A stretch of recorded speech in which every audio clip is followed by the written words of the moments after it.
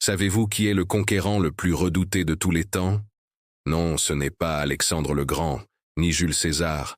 C'est Gengis Khan, un nom qui inspire à la fois la peur et l'admiration. Comment un homme né dans la misère, rejeté par les siens, a-t-il réussi à fonder le plus grand empire terrestre de l'histoire? Était-il un génie visionnaire ou un conquérant impitoyable dont la violence a redessiné le monde? Aujourd'hui, le passé parle. Et il nous raconte l'histoire de Temujin, devenu Gengis Khan. Temujin naît vers 1162, dans les steppes de Mongolie. Son père est empoisonné quand il est enfant. Sa famille est abandonnée par la tribu.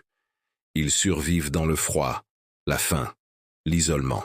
Très tôt, Temujin apprend une règle simple. Dans ce monde, personne ne viendra te sauver.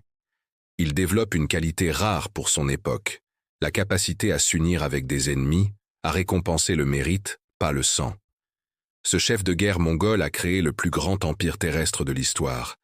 Et ce n'était pas un hasard. Sa stratégie, absolument géniale. La machine de guerre mongole. L'armée mongole est rapide, organisée, implacable. Gengis Khan utilise la mobilité extrême, la peur comme arme psychologique, l'espionnage, l'adaptation tactique.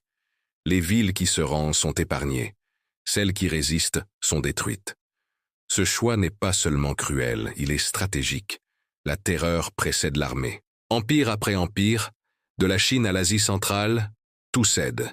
Il utilisait des tactiques de cavalerie rapide, des feintes, et même une guerre psychologique pour semer la terreur chez ses ennemis avant même de les affronter. Mais attention, son pouvoir était aussi d'une violence extrême. Des villes entières ont été rasées, des millions de personnes tuées. Son règne a été brutal, c'est indéniable. Pourtant, son héritage est complexe. Il a unifié des tribus, créé la route de la soie, et même établi un système postal efficace. L'empire s'étend. Mais à quel coût? Des millions de morts, des civilisations brisées, une violence qui marque l'histoire. Pourtant, Gengis Khan instaure aussi la liberté religieuse, la sécurité des routes commerciales, une loi commune, le Yasa. Contradiction totale, destruction extrême et organisation avancée. Alors, Gengis Khan, tyran sanguinaire ou visionnaire? L'histoire en débat encore. Qu'en penses-tu? Dis-le nous en commentaire et surtout n'oublie pas de t'abonner pour plus de récits historiques fascinants.